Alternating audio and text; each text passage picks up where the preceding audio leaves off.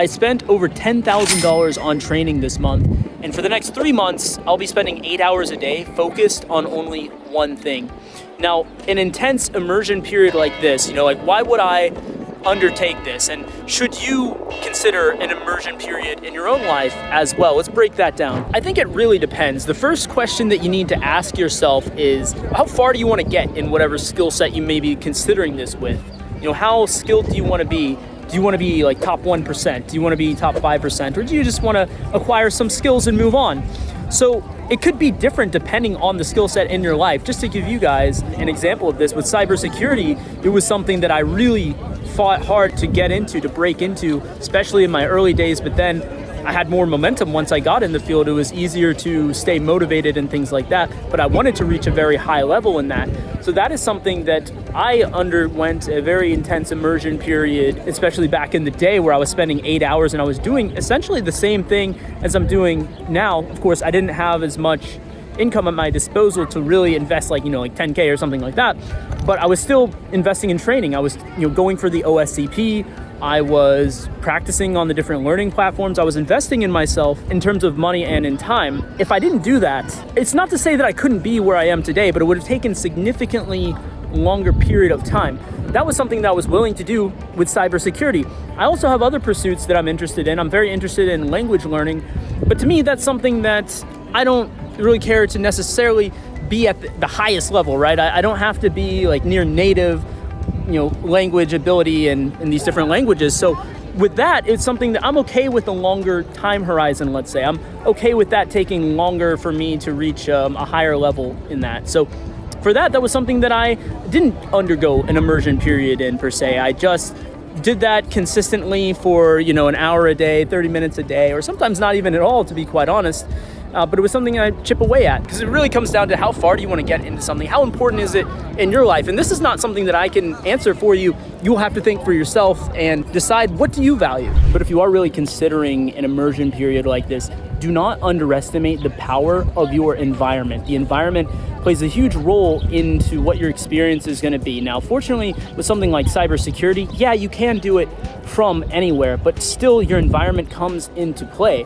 So if you have like your own workspace, you can focus in more. Now, this is why I'm here actually in Warsaw, Poland, because with the thing that I'm focusing on, I have a lot of other guys that I know here that are also focusing on that thing. So I put myself in an environment where that becomes the norm, and I have a lot of people around me to motivate me because we have similar goals as well. So even if it's something digital that you can do from anywhere, can you put yourself in an environment, and maybe you can find some friends in your area that are really dedicated and focus on the same thing as you. Regardless of it, really think about what is your environment and optimizing things in that sense as well, because that can be a huge way to keep you motivated. This is what I did in cybersecurity when I was first learning and when I was trying to break into the field. I was working in IT, but I knew a bunch of people at my company that were on the cybersecurity team, on the red team and on their pen testing team. And so I networked with those guys, and they would tell me about the different events to go to. They'll say like, hey, there's this conference coming up. There's this weekly meetup that we do where we talk cybersecurity. So I was able to put myself into that environment and really immerse myself in that environment.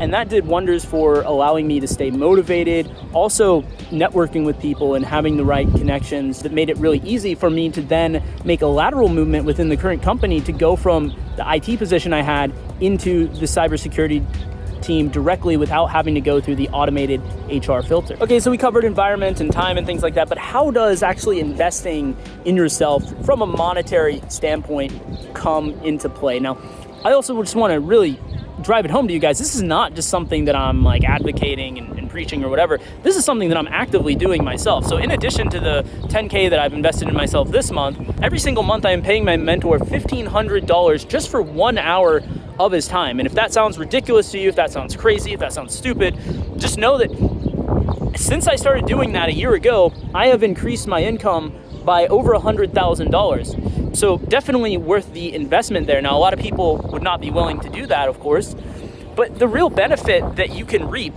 from this is my mentor, for example, if you find someone that is doing what you want to do, they're either already doing it or have already done the thing that you're trying to do. It's likely that they have spent hundreds, if not thousands of hours making mistakes, screwing up and learning all the things to avoid.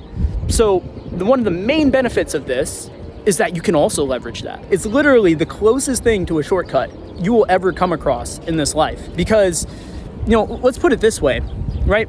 A lot of you guys, if you're watching this video, I'm gonna assume that you know the English language, right? Have you ever tried to teach someone English before, right? If you ever did, you'll notice that if you're listening to a non-native English speaker say something, and they say something in a way that we would never say it, right? They use a word in a context that we would never use it. For them, how could you figure that out? You would have to have someone point it out, most likely, or someone be very honest with you. And usually when you're speaking to people just in your day-to-day conversation, they're not gonna go out of their way to correct you. They're gonna feel bad about correcting you. They know that it's tough to speak English if you're a non-native speaker.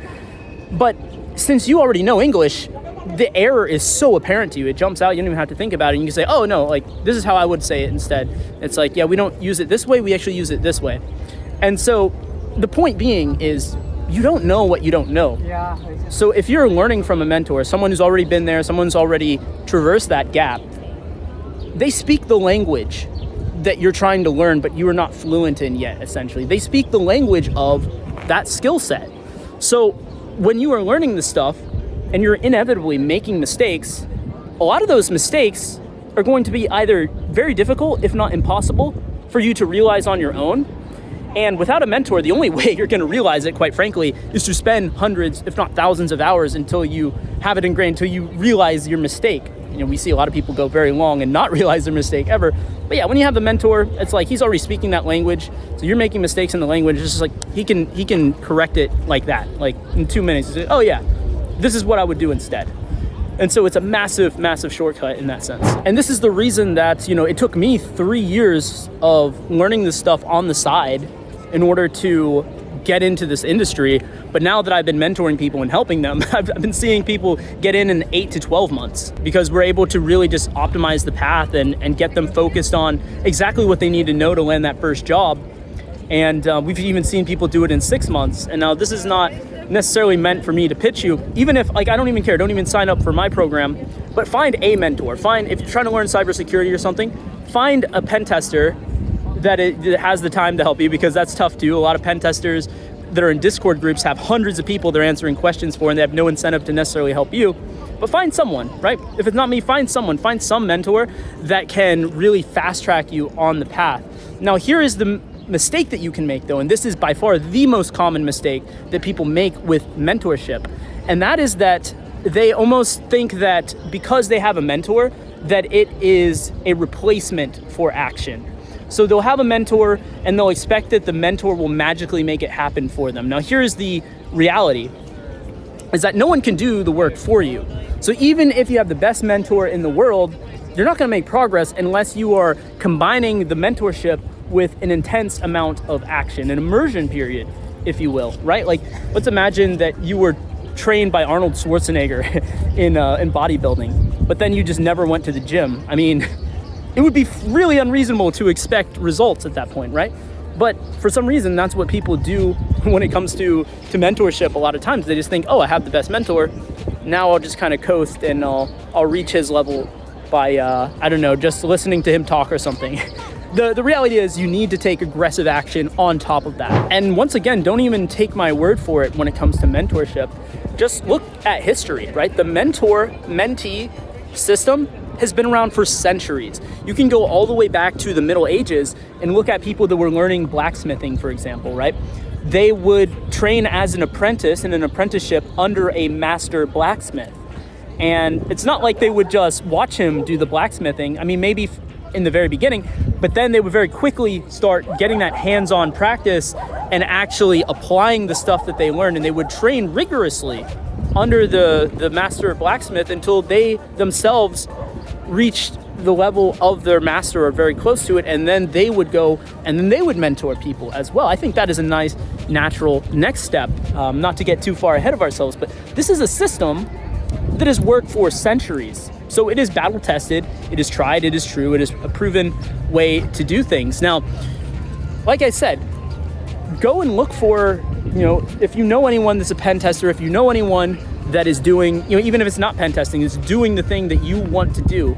Now, if you don't have that, or if you just want a done-for-you system, I have an entire year pass program where I will mentor you for a year and optimize you on the path to getting into cybersecurity. I'm talking about anything from optimizing your resume, giving you mock interviews, giving you comprehensive training with 4 live courses, and an entire back catalog of everything that you need to know to get into this field. Just send me a DM to my Instagram at Elevate Cyber. I can give you more information on that. I can help you get on the path. But yeah, even if not, then I would still highly recommend some kind of immersion period to really just fast track things, to be honest. So, and even if you think that you're in a tough spot right now, that could actually be a superpower. So watch my video on the screen right now to learn how you can leverage your situation to be even in a better position than you might realize.